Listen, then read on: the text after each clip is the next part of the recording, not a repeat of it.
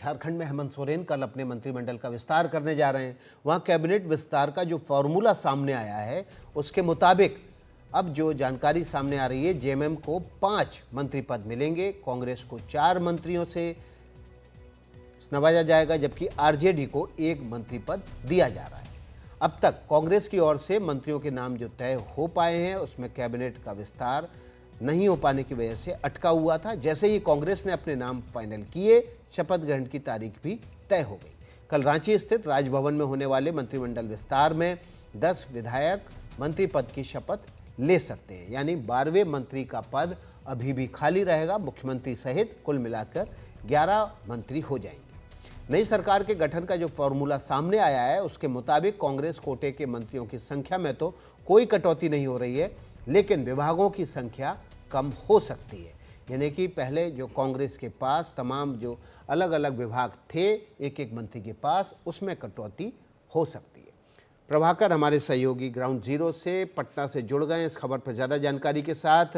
प्रभाकर, तो नामों का खुलासा आज आप करने वाले हैं हमारे दर्शकों के लिए, कौन कौन है जो कल मंत्री पद की शपथ लेंगे?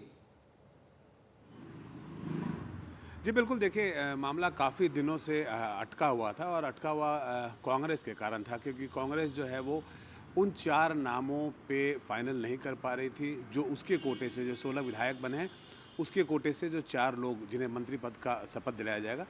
लेकिन काफ़ी जद्दोजहद के बाद और दिल्ली में जो आला कमान है कांग्रेस की, उन्होंने अब इस पे लगभग इसे फाइनल कर दिया है। जो हमारे पास जानकारी है उसके हिसाब से आपको बता दें अगर, तो रामेश्वर उरांव जो कि पहले भी मंत्री रहे हैं, रिटायर्ड आईपीएस ऑफिसर हैं, उनका नाम काफ़ी आगे है। और नेहा तिर्की इस बार विधायक बन के आई हैं, उनकी बात हो रही है। इरफान अंसारी और प्रदीप यादव, ये 4 नाम हैं जिनकी चर्चा हो रही है कि जो मंत्री बनाए जाएंगे। और साथ में दीपिका पांडे सिंह। तो इन 5 में से आप देखेंगे कि कोई 4 जो है वो मंत्री पद की शपथ दे सकते हैं।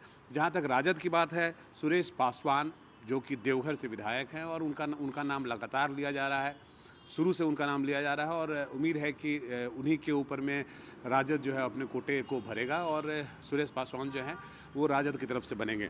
जहाँ तक जेएमएम की बात है, 5 मंत्री बनने हैं। उन 5 मंत्रियों में ज़्यादातर नए चेहरों को रिपीट नहीं किया जाएगा। जो हमारे सूत्र बता रहे हैं कि पुराने चेहरों में से ही लोगों को रिपीट किया जाएगा। और जहाँ तक विभागों के बंटवारे की बात है, इस बार बहुत सारे महत्वपूर्ण विभाग जो हैं, जो पहले आरजेडी या कांग्रेस के कोटे में जाते थे, इस बार जेएमएम अपने पास रखेगा। तो अगर आप जो देखेंगे विभागों को जो बंटवारा होगा, उसमें ज़्यादा जो बड़े विभाग माने जाते हैं वो जेएमएम के पास रहेगा और कांग्रेस को जो है वो एक कॉम्प्रोमाइज़ एक तरह से करना पड़ेगा जो थोड़े हल्के विभागों से। जी, तो आप जो जानकारी दे रहे हैं इसमें बड़ी बात निकल कर ये सामने आ रही है कि जेएमएम पुराने चेहरों को ही रिपीट कर रहा है, लेकिन कांग्रेस से नए चेहरों को भी तरजीह दी जा रही है। जी बिल्कुल, देखिए कांग्रेस पार्टी के चलते जैसा मैंने आपको बताया कि ये पूरा मामला जो है वो डिले हुआ है और कांग्रेस पार्टी के 16 विधायक जीत के आए हैं। और जैसे ही विधायक जीत के आए उसके बाद वो सीधे जो है वो दिल्ली का रुख करते हैं, क्योंकि कांग्रेस पार्टी एक ऐसी पार्टी है जिसमें फैसला कि मंत्री कौन बनेगा उन 16 में से वो प्रदेश स्तर पर नहीं लिया जाता है, वो हर समय आला कमान के स्तर पर लिया जाता है। तो जितने भी बड़े नेता दिल्ली में हैं उनके वो चक्कर लगाने लगे, वहाँ लॉबिंग शुरू हो गई और उसके बाद उसी में क्योंकि फैसला हो नहीं पा रहा था, जिसके चलते इतना डिले हुआ। नहीं तो अमूमन देखा जाता है कि मुख्यमंत्री के साथ ही उनके कैबिनेट कलीग जो हैं वो शपथ लेते हैं, लेकिन हमने देखा कि हेमंत सोरेन जो है वो अकेले शपथ उन्होंने लिया और एक तरह से उनका कैबिनेट एक्सपेंशन है। अभी तक वो इकलौते हैं, पूरे अपने मंत्रिमंडल में इकलौते हैं वो मुख्यमंत्री के तौर पे और उनके साथ में कोई और है भी नहीं।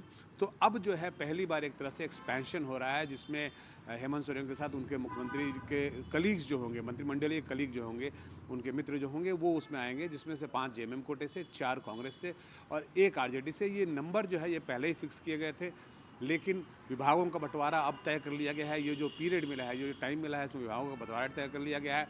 कांग्रेस ने अपने नाम तय कर लिए हैं, राजद ने अपने नाम शुरू से लगभग तय किए हुए थे, सुरेश पासवान जिनकी बात हो रही है लगातार।